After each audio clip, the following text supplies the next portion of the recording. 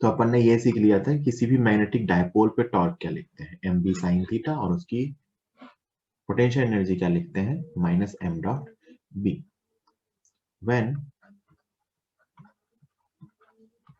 We have a coil placed in external uniform magnetic field, जब हमने coil को place किया हो तो कॉइल का मैग्नेटिक मोमेंट क्या होता है, number of turns into current into area, और डायरेक्शन निकालना हमें आता है राइट हैंड थंब रूल से। तो मान लो एक कॉइल को प्लेस किया गया है किसी एक्सटर्नल मैग्नेटिक फील्ड में, तो कॉइल पे टॉर्क क्या होगा, किसी पे भी टॉर्क क्या होता है, एम बी साइन थीटा। तो एम की वैल्यू एन आई है, बी ना साइन थीटा। और कॉइल की पोटेंशियल एनर्जी क्या होगी, minus M B cos theta, मतलब ये ना cos थीटा। ये कॉइल का पे टॉर्क और कॉइल पे पोटेंशियल एनर्जी। जैसे मान लीजिए, और ये टॉर्क जीरो कब आएगा, जब theta is equal to 180 degree और 0 डिग्री होगा। और ये टॉर्क मैक्सिमम कब आएगा, जब थीटा इक्वल टू 90 डिग्री होगा और मैक्सिमम टॉर्क की वैल्यू आएगी बी, है ना। और काम की बात है कि आपको एम वेक्टर की डायरेक्शन देखनी होगी। जैसे सिंपल सा एग्जांपल लूं, अगर मान लो बेटा मैं फील्ड ये रही और कॉइल ऐसा रख दूं, ऐसा, तो इस कॉइल के लिए मान लो करंट ऐसे फ्लो करवा रहे हैं, है ना, अंदर से बाहर। तो इस कॉइल के लिए एम वेक्टर इधर आएगा, तो इसमें थीटा इक्वल टू 0 डिग्री, तो ये स्टेबल इक्विलिब्रियम। इसी कॉइल को अगर मैं ऐसा रख दूं, तो इसका एम वेक्टर ऊपर की तरफ, तो इसमें थीटा इक्वल टू 90 डिग्री है, तो इसमें मैक्सिमम टॉर्क आएगा ऐसा, है। तो ये ध्यान रखना होता है कि हम एम वेक्टर का एंगल देखते हैं। किसका एंगल देखते हैं, एम वेक्टर का। और एम वेक्टर कॉइल के प्लेन के परपेंडिकुलर होता है। जैसे मान लो आपसे ये क्वेश्चन पूछा गया है कि हमने ना क्या किया है, एक धागे से एक कॉइल लटका रखा है,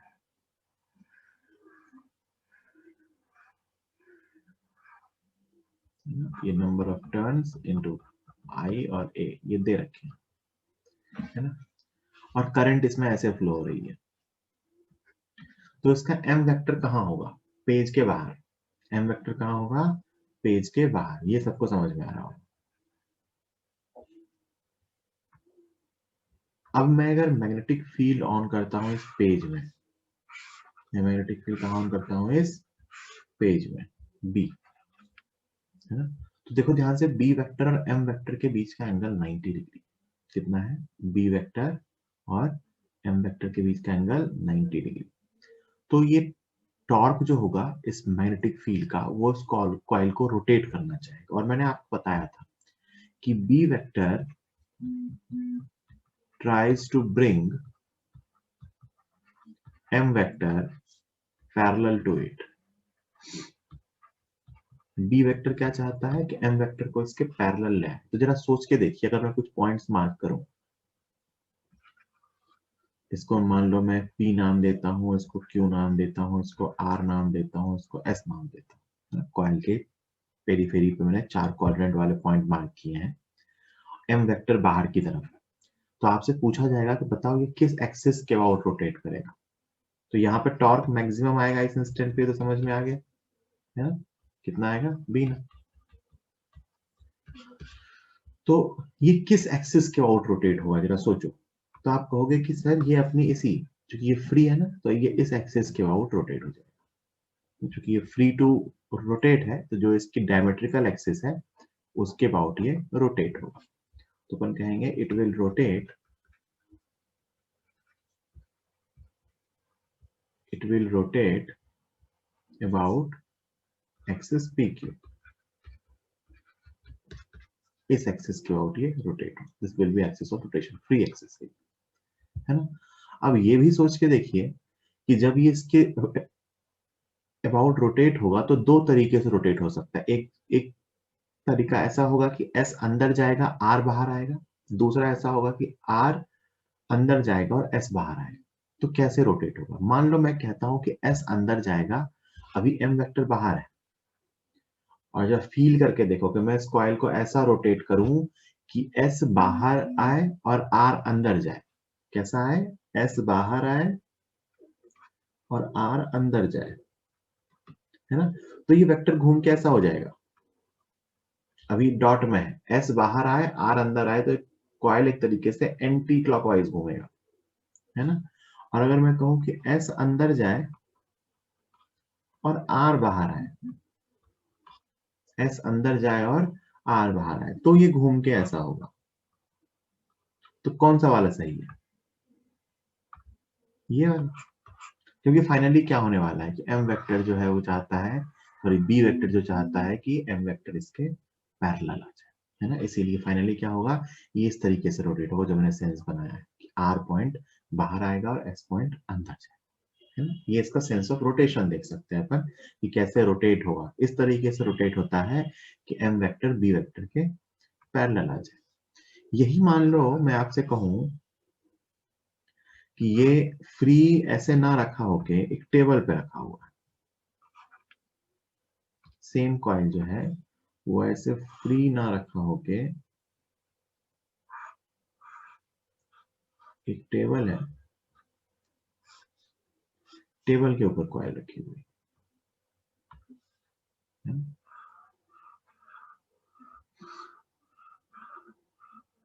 रफ टेबल, स्मूथ हो तो भी चलेगा, रफ टेबल। और मैंने इसमें करंट इस तरफ है, इस तरफ मतलब टॉप से किसी ने देखा अगर, इस ऑब्जर्वर के लिए करंट कैसी है, एंटी क्लॉकवाइज,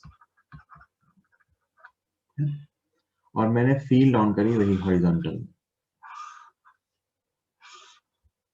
बी। ठीक, अब ये कैसे घूमेगा? तो देखो ध्यान से, अभी इसका एम वेक्टर कहाँ है? ऊपर की तरफ। कहाँ है? ऊपर की तरफ। अब सोचो, मुझे इस कॉइल को ऐसे रोटेट करना है कि एम वेक्टर बी वेक्टर के पैरेलल हो जाए। फिर से मैं वो 4 पॉइंट्स मार्क कर रहा हूं, पी क्यू आर एस। तो ऐसे में कैसे रोटेट हो सकता है? अगर मैं चाहता हूं कि ऐसे रोटेट हो जाए कि पी वेक्टर जो है, सॉरी एम वेक्टर जो है वो बी वेक्टर के पैरेलल हो जाए, मतलब ये कॉइल ऐसे जो रखा हुआ है ना, ये घूम के ऐसे हो जाएगा, है ना। एम वेक्टर राइट की तरफ घूमेगा, तो राइट की तरफ घूमेगा तो किस पॉइंट के अबाउट घूमेगा ये? तो it will rotate about point P, it will rotate about point P, point P के अबाउट रोटेट होगा। सोच के देखो कि मैं चाहता हूं कि कॉइल ऐसा आ जाए, देखो नीचे तो टेबल है तो क्यू एस के अबाउट तो घूम नहीं सकता, अगर टेबल नहीं थी तब तो क्यू एस के अबाउट घूम जाता, लेकिन नीचे टेबल रखी है तो क्यू एस के अबाउट तो फ्रीली नहीं घूम सकता, तो किसके अबाउट घूमेगा? तो आप सोच के देखो, इसको ऐसा स्टैंड करना है ना। तो ये पी के अबाउट घूमेगा कि आर ऊपर, मतलब पी आर लाइन वर्टिकल हो जाएगी, पी आर लाइन कैसी हो जाएगी? Vertical, P R will become vertical, will try to become vertical, will try to become vertical. अच्छा, कई बार ना पता है ऐसा भी पूछ लेते हैं कि बताओ कितना मैग्नेटिक फील्ड ऑन करें कि ये कॉइल जस्ट लिफ्ट हो जाए। कई बार इसमें क्या पूछ लेते हैं, find minimum magnetic field to just start lifting the coil. पूरा कॉइल तो लिफ्ट नहीं होगा, लेकिन इसका वो आर वाला साइड से कॉइल लिफ्ट होने लगे जमीन से। तो सोच के देखो क्या करेंगे, अगर आपसे पूछे कि बी की मिनिमम वैल्यू बताओ कि कॉइल जस्ट लिफ्ट होने लगे, तो आपको ये पता चल गया कि इसके अबाउट घूमेगा, है ना। तो अपन टॉर्क लिखेंगे, टॉर्क ऑफ mg, इसको रोक के कौन रख रहा है, इसके अबाउट mg। देखो m अगर नॉर्मल और फ्रिक्शन होगा तो ये p पॉइंट से ही पास होगा, इसके और सॉर्ट ऑफ टॉपल हो रहा है ये, है ना।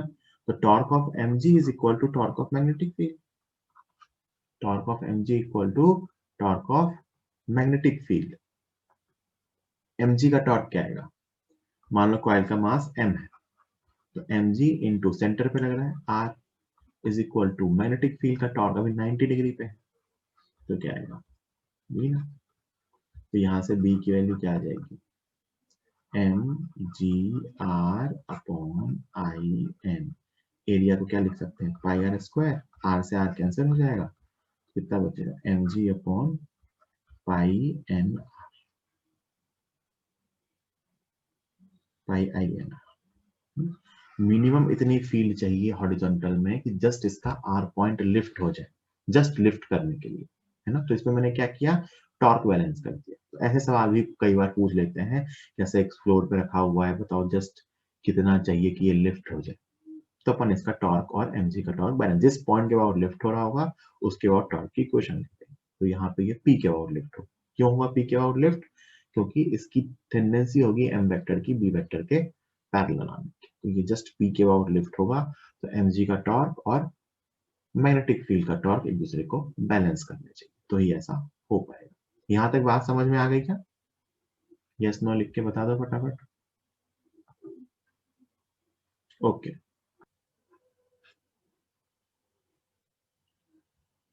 ये हो आपने लिख लिया होगा। अब एक सिंपल सा क्वेश्चन दे रहा हूं,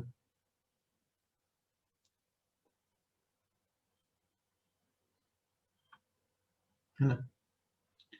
क्वेश्चन क्या है, यही कॉइल है, रस्सी से लटकी हुई है, बिल्कुल मासलेस स्ट्रिंग है, मासलेस स्ट्रिंग है, इससे कॉइल ऐसे हैंग हो रही है, इस कॉइल में करंट ऐसे फ्लो हो रही है, ठीक है। कॉइल का मास m है, रेडियस r है,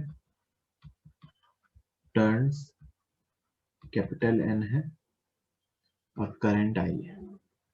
कॉइल में I करंट फ्लो हो रही है, कैपिटल N टर्न्स है, रेडियस r है, और इसका मास m है। कहते हैं कि suddenly a magnetic field B is switched on. Suddenly a magnetic field B is switched on in the plane of the coil. Suddenly a magnetic field B is switched on in the plane of the coil at t equal to 0. t equal to 0 पे क्या किया गया, coil के plane में एक magnetic field switch on की गई। तो आपसे पूछा है find initial angular acceleration of the coil. Find initial angular acceleration of the, मतलब अल्फा निकालना। आसान सवाल है, जल्दी कीजिए, अल्फा निकालना है।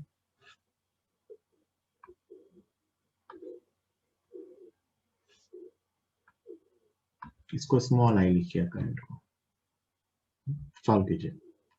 Suddenly a magnetic field B is switched on in the plane of the coil to find initial angular acceleration of the coil. ये पूछा है,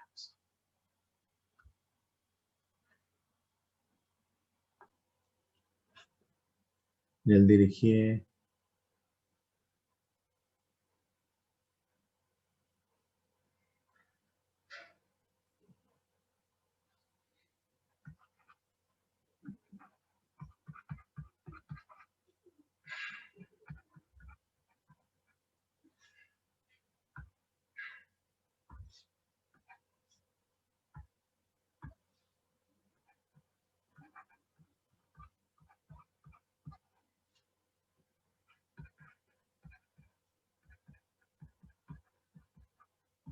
ये लिख दिया, टॉर्क इक्वल टू इस एक्सिस के अबाउट इस कॉइल का मोमेंट ऑफ इनर्शिया क्या होता है, m r स्क्वायर बाय 2। ना, लूप है ना, लूप का डायमेट्रिकल एक्सिस कॉर्ड क्या होगा, mr square by 2, so it is mr square by 2 into 1, r से r कैंसिल हो जाएगा, r स्क्वायर से r स्क्वायर कितना आ जाएगा, 2 bin pi upon this is alpha,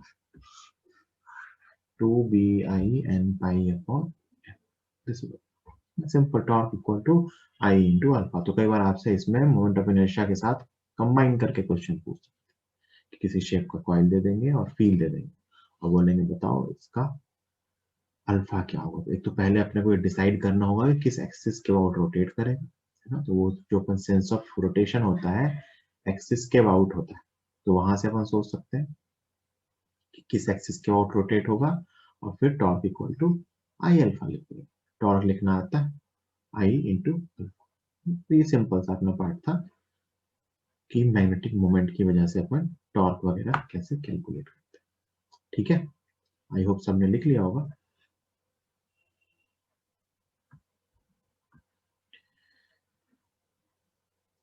फिर मैग्नेटिक मोमेंट में क्या है ना, एक टाइप का सवाल बहुत जगह क्या पूछ लेते हैं, वो मैग्नेटिक मोमेंट निकालने का सवाल है, बट मैं बस एक एग्जांपल लेके बता दे रहा हूँ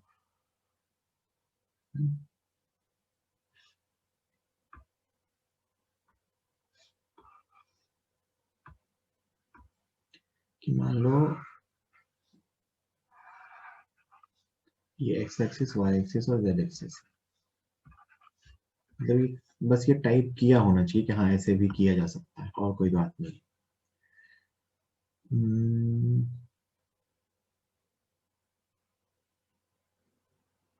यहां तक ऐसे, यहां से एक्स एक्सिस के पैरेलल, यहाँ भी लूप एक्स एक्सिस के पैरेलल, यहाँ से ये वाई एक्सिस के पैरेलल और यहाँ से वाई एक्सिस के पैरेलल, ऐसा है लूप, है ना। मतलब ये लेंथ 2l है, ये लेंथ 2l है, ये लेंथ l है, ये लेंथ l है, ये लेंथ l है, ये लेंथ l है। मतलब ये एक रेक्टेंगुलर सॉरी एक स्क्वायर लूप था जिसको z एक्सिस के अबाउट 90 डिग्री पे फोल्ड कर दिया। ये एक स्क्वायर लूप था जिसको हमने z एक्सिस के अबाउट 90 डिग्री पे फोल्ड कर दिया और इसमें ऐसे करंट जा रही है, करंट लूप में जाएगी, है ना। तो आपसे पूछते हैं find magnetic moment of this loop, find magnetic moment of this loop, इस लूप का मैग्नेटिक मोमेंट बताइए। तो देखो दिक्कत क्या हो गई कि लूप के दो प्लेन है, एक आधा लूप जो है वो एक्स जेड प्लेन में है, आधा लूप जो है वो वाई जेड प्लेन में है। अपन क्या करते हैं कि अपने को ऐसे तो बताना नहीं आता, तो अपन एक काम करते हैं, इस पूरे लूप का एरिया निकालने के बदले ये जो जेड एक्सिस जहाँ पे बेंड हो रही है ना, यहाँ मान लेते हैं कि यहाँ भी एक तार है, जाता हुआ भी और आता हुआ भी। एक तार में करंट ऐसे जा रही है और दूसरी तार में करंट ऐसे जा रही है। तो देखो नेट करंट दोनों की मिलकर 0 हो गई। हमने जेड एक्सिस के पैरेलल जहां से ये बेंड हुआ था वहां भी दो तार मान दिए, एक तार में सेम करंट जाती हुई और एक तार में वही करंट वापस आते हुए। तो देखो इफेक्टिवली उस तार जो हमने माना है उसमें कोई करंट नहीं, हमने जितनी करंट भेजी है उतनी करंट वापस मंगा ली। बट इससे पता है फायदा क्या हुआ कि दो लूप आपस में कंप्लीट हो गए। अब ध्यान से देखो, तो इससे फायदा ये हुआ कि दो लूप कंप्लीट हो गए। देखो ध्यान से, एक लूप तो ये रहा,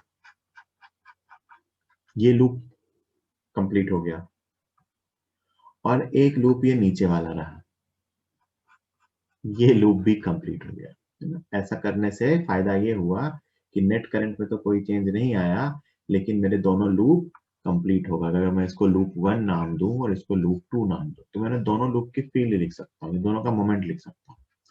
मैग्नेटिक मोमेंट ऑफ लूप 1, देखो उसमें आई करंट फ्लो हो रही है, वो एक रेक्टेंगुलर लूप है, तो करंट इंटू एरिया, तो 2IL² और इसकी डायरेक्शन कहाँ आएगी, आई कैप के अलाउ। देखो ध्यान से सब लोग हैंड रूल यूज करके, लूप में ऐसे करंट है तो आई कैप के अलाउ। M2 कैलकुलेट करें, M2 क्या है, तो ये भी कितना 2IL², और डायरेक्शन कहाँ, जे कैप के अलोंग। तो नेट वेक्टर कितना हुआ, एम नेट, दोनों वेक्टर का sum. So it is 2i L² I cap plus J cap. This is the net magnetic moment vector. वैसे भी सोच सकते हो कि मतलब वो तार ना भी बनाए तो थिंकिंग वाइज भी सोच सकते हो कि आधे लूप का मोमेंट ऊपर है, आधे लूप का मोमेंट इस तरह। तो कभी ऐसा कभी लूप हो कि लूप बेंड किया हुआ हो, तो अपन ऐसे भी सोच के magnetic moment, net moment calculate कर सकते। ठीक है, जल्दी से लिख लीजिए।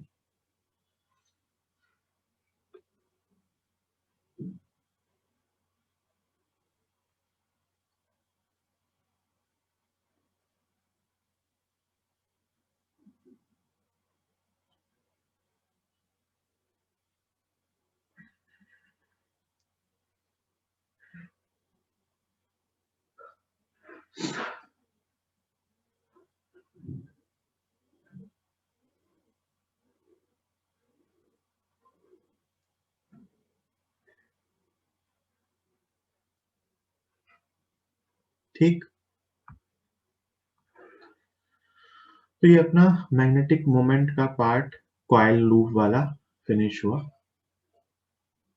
एक आध क्वेश्चन मैग्नेट का सॉल्व कर लेते हैं।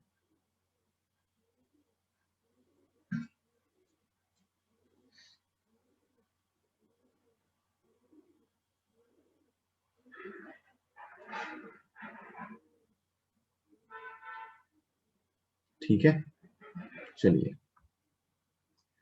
तो मैंने आपको एक बात बताई थी कि अगर एक मैग्नेटिक डायपोल को स्मॉल डिस्प्लेसमेंट दिया जाए एक्सटर्नल यूनिफॉर्म मैग्नेटिक फील्ड में, तो उसका टाइम पीरियड क्या आता है, t is equal to 2π√I/m। ये अपन प्रूव कर चुके थे वहां पे, जो अपन ने एसएचएम वगैरह इलेक्ट्रिक डायपोल में सीखा ना, वहां पे I/PE मिला था। I is the moment of inertia. I क्या है, moment of inertia. This is magnetic moment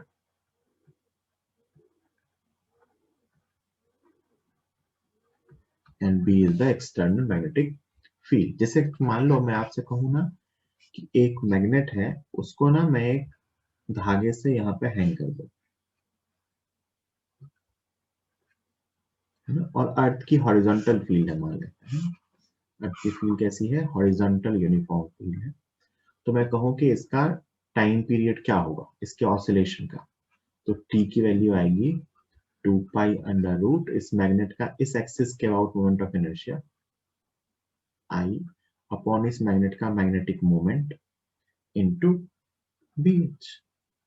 अगर मैं एक मैग्नेट को ऐसा फ्रीली सस्पेंड कर दूं एक धागे से अर्थ की फील्ड में, और उसको स्लाइट डिस्प्लेस किया जाए, तो उसका टाइम पीरियड क्या आएगा, t equal to 2π√I/mb, where I is the moment of inertia of this bar magnet, इस बार मैग्नेट का मोमेंट ऑफ इनर्शिया। तो ये सिंपल सा रिलेशन, ये आप सब लोग ऑलरेडी जानते हो। अब आपसे क्वेश्चन पूछा गया है कि if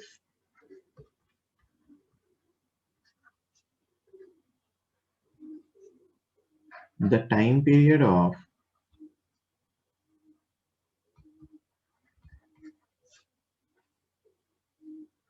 bar magnet is t, if the time period of a bar magnet is t, bar magnet का अगर time period t है, then find time period of half bar magnet, half bar magnet, आधे बार magnet का time period बताइए। If the time period of a bar magnet is t, इसका time period मान लो इसको t कह रहा हूं, तो find the time period of half bar magnet if, दो क्वेश्चन है, it is cut parallel to length, and second it is cut perpendicular to length। दो क्वेश्चन है कि इसको लेंथ के पैरेलल कट किया जाए तो इसका टाइम पीरियड क्या होगा, और लेंथ के परपेंडिकुलर कट किया जाए तो टाइम पीरियड क्या होगा। आंसर सिर्फ t के टर्म में देना है कि 2t 4t t/2 t/4 ऐसा, है ना, कि अपने पास एक बार मैग्नेट है जिसका टाइम पीरियड t था, अब इसको आधा काट दिया तो इसका टाइम पीरियड क्या होगा। तो पहले केस में इसको लेंथ के पैरेलल काटा है, दूसरे केस में इसको लेंथ के परपेंडिकुलर काटा है। सॉल्व कीजिए और मुझे चैट बॉक्स में लिख के आंसर बताइए। जिस सीक्वेंस में क्वेश्चन पूछना है उसी सीक्वेंस में आंसर देना है, मतलब पहले पैरेलल वाले का आंसर देना है, फिर परपेंडिकुलर वाले का आंसर देना है, और t के टर्म में देना है कि t/2 t/4 ऐसे करके सॉल्व कीजिए। बुद्धि लगाइए, गलती मत कीजिएगा, थोड़ा सा दिमाग लगेगा।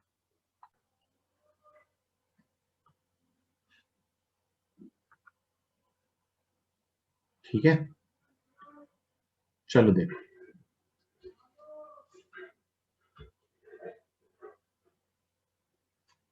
t/2√3, अरे देखते हैं, तो देखते हैं भाई, ध्यान रखना कैसे सॉल्व करते हैं। सिंपल है बिल्कुल, आपने कहीं कहीं छोटी छोटी मिस्टेक की होगी, हो सकता है, आंसर मुझे ध्यान नहीं है अभी। चलो, तो ध्यान है कि मान लो ये पूरा का पूरा मैग्नेट था, इसका मास कुछ m होगा, इसकी लेंथ कुछ l होगी, और इसका मैग्नेटिक मोमेंट कुछ कैपिटल है ना, स्मॉल m को मास लिख रहा हूं, तो इसका टाइम पीरियड इसके अबाउट, तो t का फॉर्मूला आया था t = 2π√i/mb, b तो सेम रहेगा। पहले केस में क्या कहा है, it is cut parallel to length, length के पैरेलल कट किया, तो जो नया मैग्नेट बनेगा उसका मास m/2 होगा, उसकी लेंथ l होगी, और उसका मैग्नेटिक मोमेंट भी m/2। ये मास है भाई, कोई पोल स्ट्रेंथ मत समझ लेना, इसका मोमेंट तो 1/2 होगा। अच्छा, इसके लिए I की वैल्यू थी इसके अबाउट ml²/12, रॉड है इसके सेंटर के अबाउट। तो इसमें जब मैं I' निकालूंगा, I' तो ये क्या आएगा, m/2 l²/12, so it is ml²/24। ये आ गया मोमेंट ऑफ इनर्शिया, m/2 हो गया, मास आधा, l सेम बाय 12, मतलब उसको अगर मैं I कहूं तो ये value I/2, this value is I/2। तो इसका टाइम पीरियड आएगा t' = 2π√i/2 अपॉन m की जगह m/2 इंटू b, 2 से 2 कैंसिल हो गया, ये आ गया, ये भी 2π√i/mb, है ना, तो ये भी कितना आ गया, t। तो पहले का आंसर तो t ही है। दूसरा, it is cut perpendicular to length, length के परपेंडिकुलर कट किया जाए तो क्या होगा, आधा मैग्नेट बनेगा, मास m/2 हो जाएगा, लेंथ l/2 हो जाएगी, और मैग्नेटिक मोमेंट भी 1/2 हो जाएगा, तीनों चीजें आधी हो जाएंगी, है ना। अब मैं अगर आपसे पूछूं कि इसका मोमेंट ऑफ इनर्शिया क्या होगा, तो m/2 l/2²/12, तो ये आ गया ml²/12 नीचे 8, मतलब ये I/8 बन गया। कितना बन गया, I/8। तो अगर मैं इसका टाइम पीरियड निकालूं तो इट इज 2π√i, तो I की जगह I/8 अपॉन mb, सो m/2 इंटू b, तो इसमें कितना आ गया, 2π√, नीचे 4 की टर्म बच गई, I अपॉन 4mb, तो वो बाय 2 बन के बाहर आ गया, दैट इज t/2। तो पहले का आंसर है t, दूसरे का आंसर है t/2। अब आपके आंसर तो सही आए थे, लेकिन मुझे इसकी पूरी उम्मीद है कि आपने कहीं ना कहीं मेथड में गलती जरूर की। सर हाँ, सर जब अपन इसको परपेंडिकुलर एक्सिस के कट करेंगे सर, तो सर वो जो रोटेट करेगा सर, वो तो सेम ही है सर, ये तो वो तो ml²/3 से रोटेट करेगा ना सर, फिर तो अरे कट बेटा, करके जब कट करेंगे तो कट करने के बाद तो मोमेंट ऑफ इनर्शिया तो चेंज इसके हो गया ना अबाउट सर। घुमाएंगे ना सर मैग्नेट अच्छा, को, सर मैग्नेट, नहीं है, मतलब वो शिफ्ट हो जाएगी क्या सर वो? हाँ हाँ, मैग्नेट को उसके सेंटर के अबाउट सस्पेंड करते हैं। मैग्नेट को सर। उसके सेंटर के अबाउट सस्पेंड करते हैं, वरना वो सीधा हो जाएगा ना, घूमेगा ही नहीं, हाँ है ना। तो आंसर तो टी और टी बाई टू ही आएंगे, बट मुझे उम्मीद है कि आप में से कुछ लोगों का आंसर सेम आया होगा, किसी ने आई चेंज नहीं किया होगा, किसी ने कुछ चेंज नहीं किया होगा, हो सकता है किया भी। जल्दी से लिख लीजिए, रिजल्ट काम आते हैं बहुत, जल्दी से लिख लीजिए। तो अगर लेंथ के पैरेलल कट करते हैं तो moment of so time period change नहीं होता है, अगर लेंथ के परपेंडिकुलर कट करते हैं तो टाइम पीरियड आधा होगा।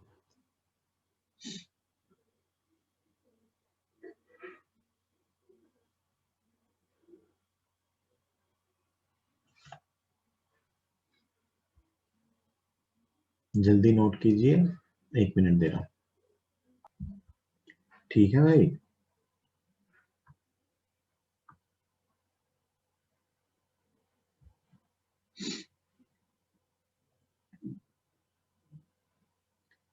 फिर अगली एक चीज जो मैग्नेटिक मोमेंट के बेस पे काम आती है वो है मूविंग कॉइल गैल्वेनोमीटर की कंस्ट्रक्शन और वर्किंग। तो उसका कन्वर्जन अपन पहले सीख चुके हैं, आज अपन को सीखना है कि वो काम कैसे करता है, बेसिक्स की जानकारी है उसके बारे में वही लेनी है। तो अगला टॉपिक इसी में अपना क्या है, सिंपल थ्योरेटिकल ऐसे से 1-2 पॉइंट बचे हुए चैप्टर में बस। Moving coil galvanometer, moving coil galvanometer. तो इसका बेसिक स्ट्रक्चर क्या होता है, मैं इसका टॉप व्यू बना रहा हूँ कि एक सिलेंड्रिकल कोर होता है, मैं टॉप व्यू बना रहा हूँ ना, तो ये सिलेंडर ऐसा ही अंदर तक, इसके ऊपर ना वाइंडिंग्स लगी होती हैं, ऐसा मतलब पूरी लेंथ के लो, इसके ऊपर वाइंडिंग लगा देते हैं ऐसे ही, कॉपर वाइंडिंग्स लगी होती हैं। और इसको ना क्या करते हैं कि एक हॉर्सशू मैग्नेट, हॉर्सशू सॉरी मतलब एक मैग्नेट होता है जिसके शेप को ऐसा कट कर देते हैं, हॉर्सशू मैग्नेट ही होता है बट इसके शेप को ऐसा कट कर देते हैं। कट क्यों करते हैं बताऊंगा। तो इसको मैग्नेट के ऐसे पोल्स के बीच रखते हैं, ये मान लो मैग्नेट का नॉर्थ पोल है और ये मैग्नेट का साउथ पोल है, ये कोर है, ये सॉफ्ट आयरन का होता है, सॉफ्ट आयरन कोर। ये आगे मैं मैग्नेटिक मटेरियल में पढ़ाऊंगा कि ये सॉफ्ट मैग्नेटिक मटेरियल होता है। ये कॉइल है, एन टर्न्स का मान लो और एरिया ए मान लो। क्या होता है ना कि इसको ऐसा रेडियली कट करने से, मैग्नेट को रेडियली कट करने से क्या फायदा होता है कि जो इसकी फील्ड होती है ना, जो इसमें एंटर होती है वो सरफेस के परपेंडिकुलर हो जाती है, इस तरीके से फील्ड आती है और यहाँ से फील्ड इसी तरीके से बाहर आ रही होती है। एक्चुअली सॉफ्ट आयरन एक मैग्नेटिक मटेरियल है ना, जो खुद मैग्नेटाइज हो जाता है ना, वो खुद मैग्नेटाइज हो सकता है, तो उससे भी फील्ड रेडियल हो जाती है और प्लस मैग्नेट को ऐसा कट करने से भी फील्ड कैसी मिलती है, रेडियल। तो इस रेडियल फील्ड का फायदा ये है कि लगभग हर टर्न के लिए, कुछ टर्न ऐसे होंगे, कुछ टर्न ऐसे होंगे, कुछ टर्न ऐसे होंगे, हर टर्न एक तरफ से तो लगे नहीं होंगे, ये टर्न पूरे पे इस तरह से रेडियस की तरफ बांधे हुए होंगे। तो हर टर्न के लिए जो मैग्नेटिक फील्ड है ना वो टर्न के परपेंडिकुलर रहती है, ऐसे इस टर्न के लिए कहीं फील्ड ऐसे परपेंडिकुलर होगी, तो हर टर्न के लिए जो फील्ड होती है वो परपेंडिकुलर होती है। तो फील्ड को परपेंडिकुलर बनाने के लिए टर्न के, या फील्ड को कहूं तो इस कोर के रेडियल बनाने के लिए अपन इस मैग्नेट के शेप को ऐसा कट करते हैं। और सॉफ्ट आयरन कोर की भी ये प्रॉपर्टी होती है कि वो फील्ड को ऐसा रेडियली एंटर करता है, कंपेरेटिवली उसकी टेंडेंसी को बढ़ा देता है ना। फिर क्या होता है कि इसके ऊपर एक पॉइंटर लगा होता है,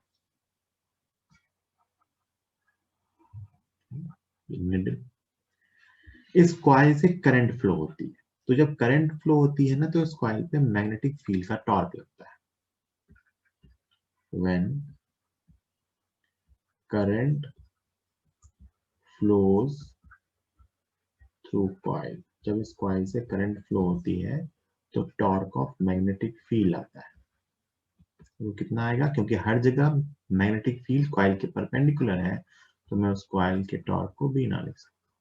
ये इसलिए लिख पा रहा हूँ क्योंकि हर जगह मैंने रेडियल फील्ड इंश्योर किया, तो हर टर्न के कोरेस्पॉन्डिंग मुझे 90 डिग्री पे फील्ड मिल रही है इफेक्टिव।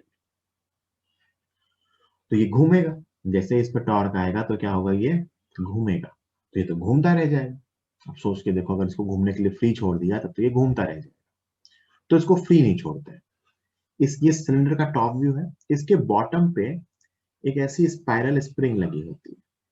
कुछ जगह स्पाइरल स्प्रिंग लगाते हैं, कुछ जगह एक सिंपल सी मेटल स्ट्रिप लगाते हैं ना, एक ही बात। जो टॉर्जनल टॉर्क दे, है ना, टॉर्जनल पेंडुलम जानते हो ना, वो जिसमें थीटा एंगल घूमने पे टॉर्क आता है। तो या तो स्पाइरल स्प्रिंग लगा देते हैं, स्पाइरल स्प्रिंग, स्पाइरल स्प्रिंग, है ना, या फिर मेटल स्ट्रिप लगा देते हैं,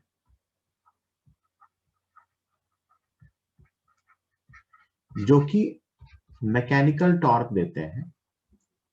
मैकेनिकल टॉर्क जैसे घूमा तो उसमें एक तरह से ऐठन आई, थीटा आया, तो मैकेनिकल टॉर्क देते हैं और उसका टॉर्क लिखते हैं अपन सी थीटा। क्या लिखते हैं, C into theta, where what is C, C is torsional constant, C is torsional constant, है ना। तो दो टॉर्क आए, एक आया मैग्नेटिक फील्ड का और एक आया मैकेनिकल टॉर्क। ये कितना होता है, सी इंटू थीटा, ठीक। और इसके अंदर ये रियल स्प्रिंग तो होती है, तो रियल स्प्रिंग होती है तो जो डैम्पिंग आप देखोगे कुछ टाइम तक डैम्पिंग होती है, तो डैम्पिंग में जो एक्स्ट्रा एनर्जी होती है वो इसमें लॉस हो जाती है। तो जहां पे ये दोनों टॉर्क एक दूसरे को बैलेंस कर देंगे वहीं पे आके ये निडल रुक जाएगी, है ना। और इक्विलिब्रियम, इक्विलिब्रियम पे क्या होता है कि torque of magnetic field equal to torque, मतलब इसको बी से लिख रहा था कि torque of magnetic field equal to torque of mechanical. तो मैग्नेटिक फील्ड का टॉर्क क्या था, बी ना is equal to C into theta. तो यहां से हमें क्या मिलता है कि C theta is equal to, है ना, तो यहां से मैं थीटा अपॉन आई लिख सकता हूँ, डिफ्लेक्शन पर यूनिट करंट, याद हो आपको तो ऐसे ही करंट सेंसिटिविटी कहते थे। So it is B N A upon C. What is this? This is current sensitivity. Main formula तो ये कि दोनों बैलेंस हो रहे होते हैं, और अगर मैं इससे वोल्टेज सेंसिटिविटी निकालूं तो मुझे I को V by R लिखना पड़ेगा। तो I को V by R लिखेंगे तो R ऊपर जाके इधर मल्टीप्लाई हो जाएगा, तो थीटा अपॉन V जो आएगा वो आएगा V N A upon R C. This is voltage sensitivity. This is voltage sensitivity, है ना। तो मेनली इसके अंदर क्या हो रहा होता है कि जो मैग्नेटिक फील्ड का टॉर्क होता है और जो मैकेनिकल टॉर्क होता है वो एक दूसरे को बैलेंस करते हैं कि C theta is equal to B ना।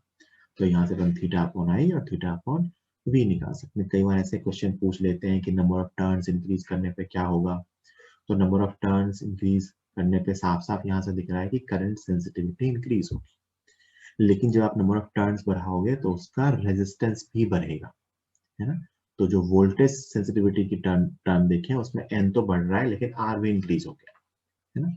तो यहाँ से अपन कह सकते हैं कि या तो वो अनचेंज रहेगा या तो वो डिक्रीज भी हो सकता है, डिपेंड करेगा कॉइल के रेजिस्टेंस, है ना। तो जनरली कई बार कहते हैं कि करंट सेंसिटिविटी इंक्रीज करने के लिए नंबर ऑफ टर्न्स को बढ़ाया जा सकता है, बिल्कुल ऐसा करके बढ़ाया जा सकता है, बट हमें वोल्टेज सेंसिटिविटी का भी ध्यान रखना होगा, ठीक है। तो ये बेसिक सी वर्किंग है। अब एक पार्ट इसका यहाँ सीखा, दूसरा पार्ट आपने इसका कहाँ सीखा था, जब आपने गैल्वेनोमीटर को आममीटर और वोल्ट मीटर में कन्वर्ट किया था, वो पार्ट अपन सीख चुके हैं। अपने पास ऑलरेडी एक गैल्वेनोमीटर है जिसकी अपने को करंट और वोल्टेज सेंसिटिविटी पता है, जो बहुत ही कम रेंज की है। अब हमें उसे बढ़ाना है ना, तो उसके लिए हमने उसे शंट किया था और सीरीज में एक रेजिस्टेंस लगाया। That was conversion of galvanometer to voltmeter and ammeter. ज्यादा इंपॉर्टेंट वही पार्ट है, वर्किंग का पार्ट यहाँ आता है। जल्दी से नोट कर लीजिए, कोई डाउट हो तो चैट पे लिख के या अनम्यूट करके पूछिए। फिर जो बार मैग्नेट का काम ऑलमोस्ट हो गया, तो बार मैग्नेट में ना कई बार अपने को ये समझ में आना चाहिए कि बार मैग्नेट जो है, बार मैग्नेट सब कुछ तो बता दिया था इसके बारे में। It is equivalent to magnetic dipole, it is equivalent to magnetic dipole. तो हम इसके लिए फील्ड लिख सकते हैं। जैसे मैं आपसे कहूं कि एक बार मैग्नेट है एम मोमेंट वाला, तो इसके एक्सियल पॉइंट पे फील्ड क्या लिखेंगे, यहाँ पे मान लो इसके सेंटर से एक्स डिस्टेंस पे, तो यहाँ पे फील्ड क्या लिखेंगे, क्या लिखेंगे 2km अपॉन एक्स क्यू। क्या लिखेंगे 2km अपॉन एक्स क्यू, जहाँ k में क्या लिख रहा हूँ म्यू नॉट अपॉन 4 पाई। और मैं कहूँ इसके इक्वेटोरियल पॉइंट पे फील्ड क्या लिखेंगे, तो वो इस तरफ होगी, एक्सियल पॉइंट पे इस तरफ होगी, इक्वेटोरियल पॉइंट पे इस तरफ होगी। और वो क्या होगी b is equal to km upon Y Q, अगर मैं इस डिस्टेंस को y लिखूं तो। और फिर मैंने आपको एक जनरल पॉइंट पे भी डायपोल की फील्ड लिखना सिखाया था, याद है, kp by R Q 1 + 3 cos square theta. बिल्कुल यहाँ भी सही है चीज, आप इसके अलोंग यहाँ भी फील्ड लिख सकते हो km upon are cube 1 + 3 cos square theta का अंडर रूट। वो फॉर्मूले यहाँ भी सही। तो डायपोल की एक्सिस पे, डायपोल की इक्वेटर पे जैसे फील्ड आप वहां लिखते थे, वैसे आप फील्ड यहाँ भी लिख सकते हो, जनरल पॉइंट पे भी लिख सकते हो। जनरल पॉइंट पे फील्ड क्या आई थी,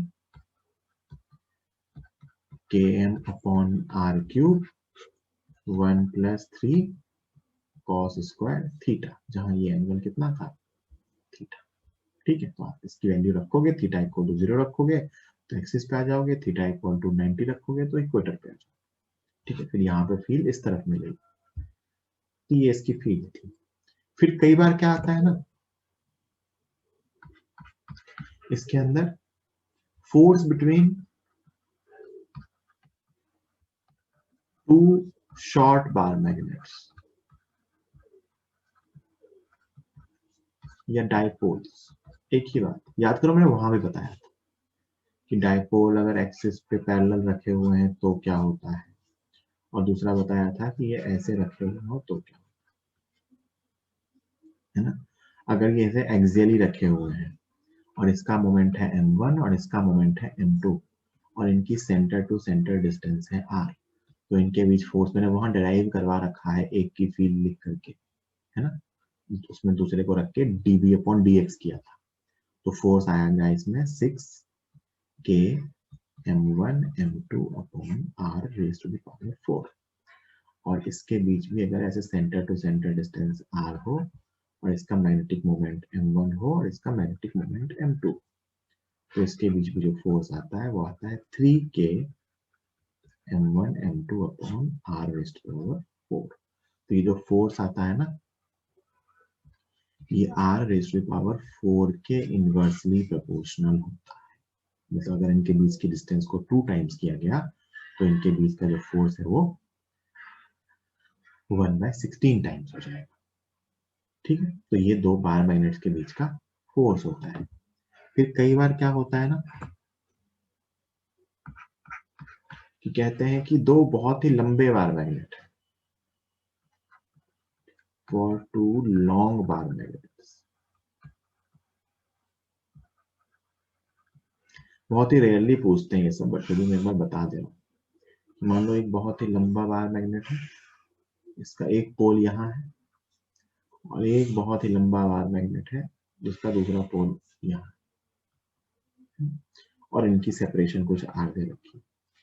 तो लॉन्ग, वैसे तो देखो कहते हैं ना कि मैग्नेटिक मोनोपोल्स एग्जिस्ट नहीं करते, बट अगर ये बहुत ही लॉन्ग बार मैग्नेट है ना, तो हम मान सकते हैं कि इफेक्टिवली यहाँ पे सिर्फ कौन सा पोल है, साउथ पोल, जिसकी पोल स्ट्रेंथ मान लेते हैं कुछ -m1 है, और यहाँ मान लेते हैं सिर्फ नॉर्थ पोल है जिसकी पोल स्ट्रेंथ +m2 है ना। तो बहुत ही लंबे बार मैग्नेट के जो पोल्स होते हैं उनको अपन मोनोपोल्स के जैसे ट्रीट करता हुआ मान सकते हैं, और इनके बीच जो फोर्स आता है ना, वो आता है कूलम्ब्स लॉ से। इससे आता है कूलम्ब्स लॉ। कूलम्ब्स लॉ क्या होता था, k q1 q2 upon r, तो यहाँ पे क्या होगा k m1 m2 upon r square, k q1 q2 upon r square होता था, यहाँ क्या होगा k m1 m2 upon r square, बस k की जगह क्या है mu naught upon 4, m1 m2 इनके पोल स्ट्रेंथ।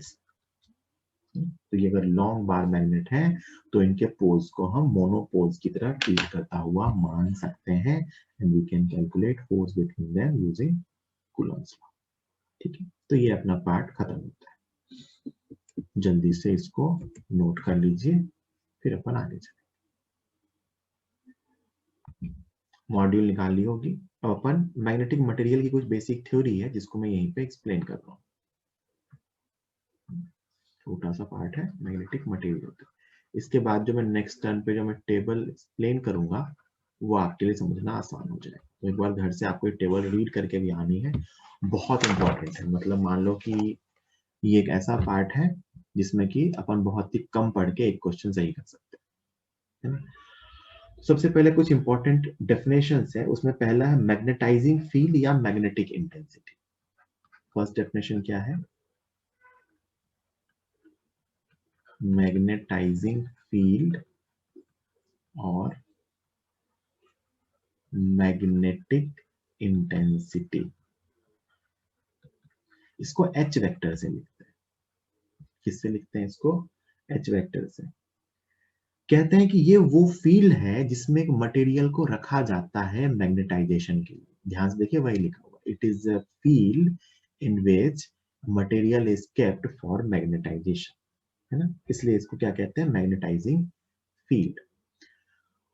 और अगर मैं मैग्नेटाइजिंग फील्ड की बात करूं तो इसको डिफाइन कैसे किया जाता है कि अगर इस फील्ड की वजह से किसी में B naught magnetic field induce हो रही है वैक्यूम में, तो H को लिखते हैं B naught upon mu not.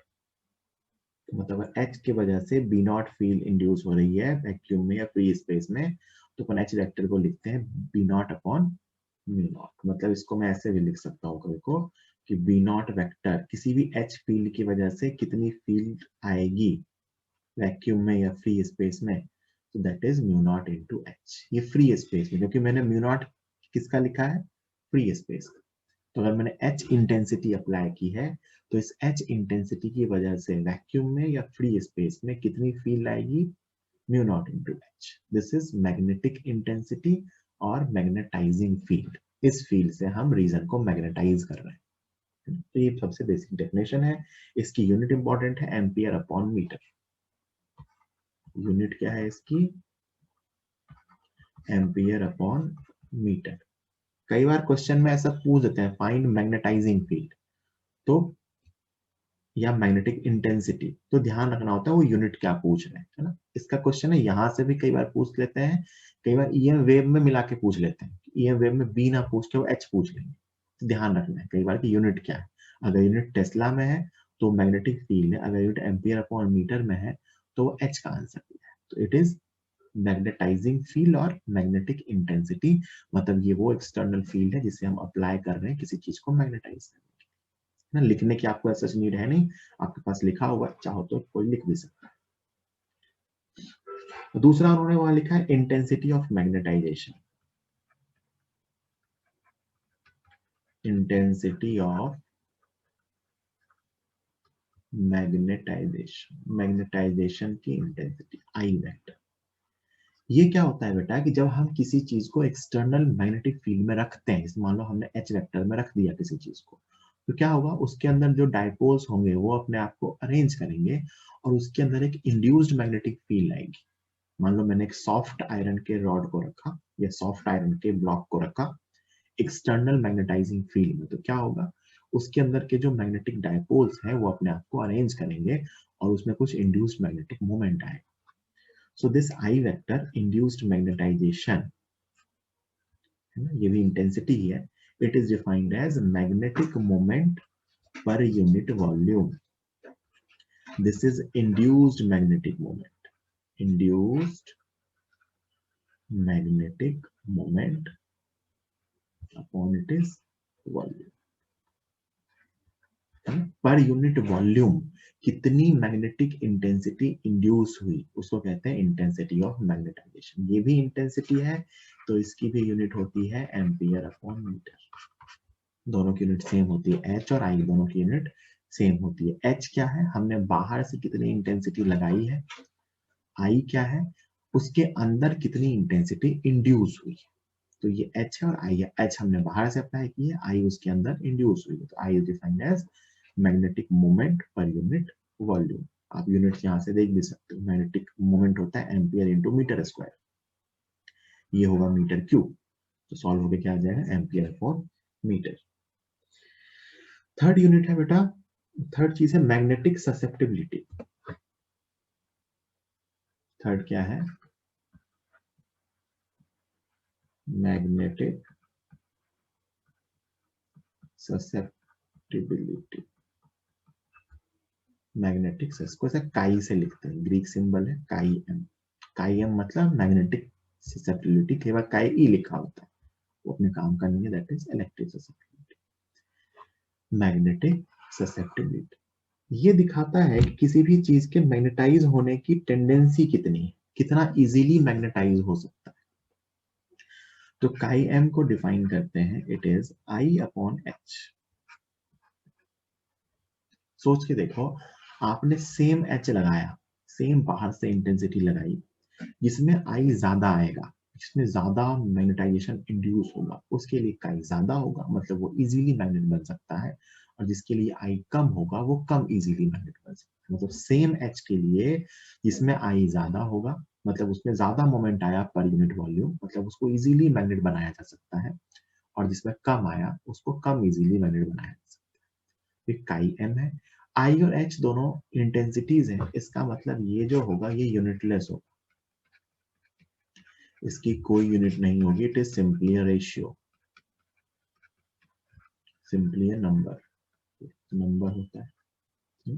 This is काई। काई की वैल्यू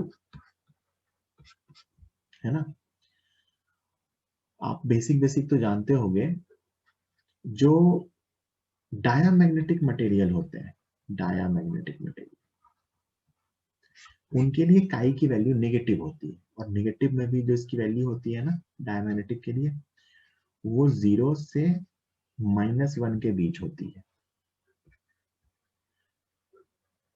पैरामैग्नेटिक के लिए उसके मैग्नेट बनने की टेंडेंसी होती है बट बहुत ही कम होती है। काई की वैल्यू 0 से तो ज्यादा होती है बट 1 और 2 के लगभग, मतलब बहुत ही कम होती है, वेरी स्मॉल। तो इसका मैग्नेट बनने की टेंडेंसी बहुत ही कम है। और फेरोमैग्नेटिक मटेरियल, ये आप केमिस्ट्री में थोड़ा बहुत नाम तो सीख ही चुके होंगे पर डिटेल में पढ़ेंगे। इसके लिए काई एम बहुत ही ज्यादा होता है, मच ग्रेटर देन 1। और जो सुपर कंडक्टर होता है, super conductor, actually super conductor is pure diamagnetic.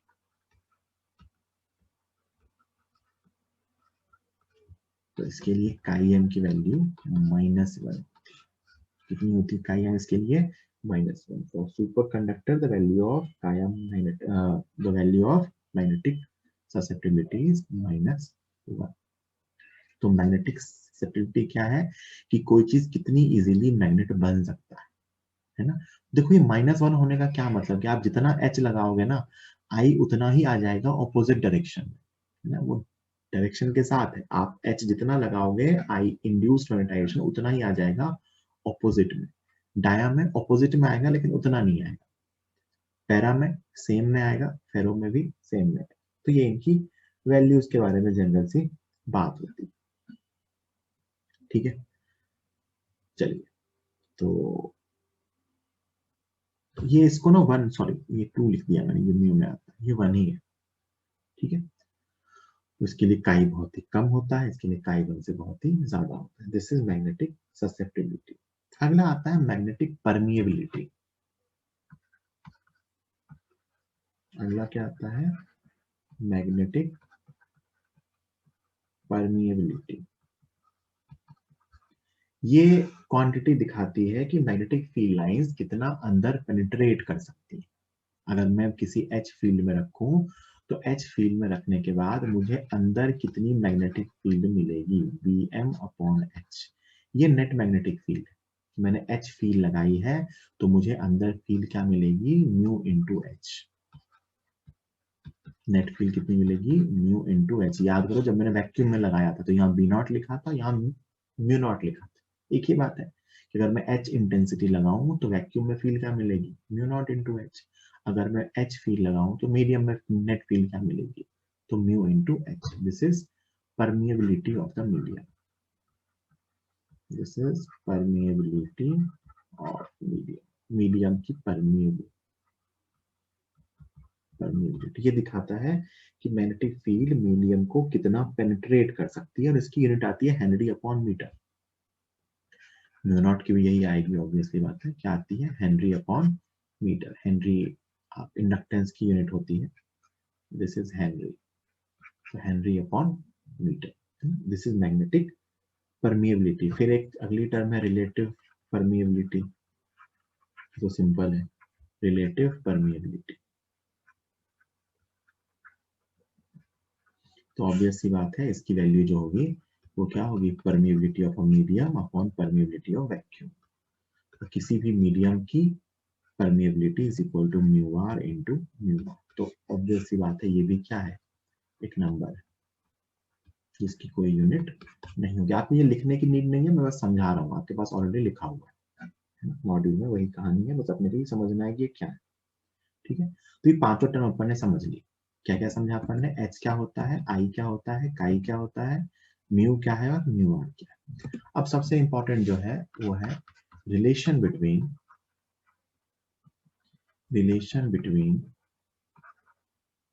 Mu r and chi M, इनके बीच का रिलेशन। तो मान लो बेटा आपने बाहर से कुछ फील्ड लगाई, तो अंदर जो आपको नेट फील्ड मिलेगी ना, अंदर नेट फील्ड वो क्या मिलेगी, जो बाहर से फील्ड लगाई है वो प्लस जो फील्ड इंड्यूस हुई है। सोच के देखो, आपने अगर बाहर से कुछ भी इंटेंसिटी लगाई तो अंदर जो नेट फील्ड मिलेगी वो मिलेगी external magnetic field plus induce magnetic field. इस बी नेट को मैं लिख सकता हूँ म्यू इंटू एच। जस्ट बताया ना, एच फील्ड लगाई तो नेट फील्ड क्या मिलेगी, mu into H. B naught को मैं लिख सकता हूँ म्यू नॉट इंटू एच, और बी इंड्यूस्ड को मैं लिख सकता हूँ म्यू नॉट इंटू आई। कि भाई इंड्यूस्ड फील्ड क्या है, तो आई इंटेंसिटी की वजह से जो फील्ड आएगी उसको मैं लिखूंगा म्यू नॉट इंटू आई। यहां से म्यू नॉट कॉमन ले लीजिए, कितना आया, एच प्लस आई। ये है अपना mu into H. Mu naught को इधर डिवाइड कीजिए, mu upon mu naught, H को उधर डिवाइड कीजिए, 1 प्लस आई अपॉन एच। ये म्यू आर लिखा हुआ है और ये लिखा हुआ है 1 plus I upon H is chi. ये इंपॉर्टेंट रिलेशन है कि relative permeability is equal to 1 plus chi. Relative permeability is equal to 1 plus chi. तो अगर मैं आपसे पूछूं कि सुपर कंडक्टर के लिए, सुपर कंडक्टर उसके लिए काई एम क्या आया था, -1, तो उसके लिए म्यू आर कितना आएगा, 0। कितना आएगा, 0। डायामैग्नेटिक के लिए काई एम क्या था, 0 से 1 के बीच, तो म्यू आर कुछ 1 से 2 के बीच आ जाएगा। और पैरामैग्नेटिक के लिए, सॉरी 0 से 1 था ना, तो कहां से कहां जाएगा, वो सॉरी -1 से 0 था, तो ये 0 से 1 आ जाएगा। पैरामैग्नेटिक के लिए म्यू आर कितना आ जाएगा, 1 से 2, और फेरोमैग्नेटिक के लिए म्यू आर की वैल्यू 1 से बहुत ही ज्यादा। मेनली ये रिलेशन इंपॉर्टेंट है। अब आप एक बार इसको पढ़ना और वो टेबल जो आपको दी है उसको एक बार रीड करना, फिर अपन नेक्स्ट टाइम पे वो टेबल एक्सप्लेन करेंगे। उसके बाद जो अपना हिस्टैरिसीस वगैरह का पार्ट है उसको अपन कंप्लीट करेंगे, है ना। तो ये अपना मैग्नेटिक मटेरियल का एक बेसिक सा इंट्रोडक्शन था। नेक्स्ट टाइम पे अपन एक लेक्चर में इसको सॉल्व करेंगे, मतलब जो आगे की इसकी डिटेल्स हैं कि पैरामैग्नेटिक, फेरोमैग्नेटिक, डायमैग्नेटिक क्या होते हैं, मैग्नेटिक हिस्टैरिसीस क्या होता है, हिस्टैरिसीस लूप क्या होता है, इन चीजों को सीखेंगे। फिर अपना एक पार्ट बस बचेगा अर्थ की मैग्नेटिक फील्ड, और अपन इसको फिनिश करेंगे। ठीक है, तो आज का लेक्चर अपन यही फिनिश करते हैं।